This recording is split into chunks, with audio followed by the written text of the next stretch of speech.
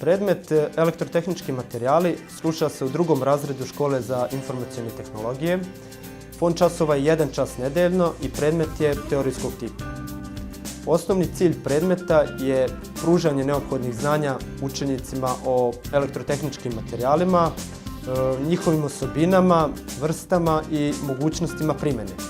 Zatim, osposobljavanje učenika za povezivanje znanja dobijenih iz različitih predmeta i korišćenje stručne literature. Ta stečena znanja učenicima bi trebalo da posluže kao osnova za dalju nadgradnju, odnosno za samostalni rad u ovoj oblasti. Oblasti koje se izučavaju u okviru predmeta su struktura materije, zatim podela elektrotehničkih materijala, provodnici, superprovodnici, poluprovodnici, dielektrici, kao i magnetni materijali.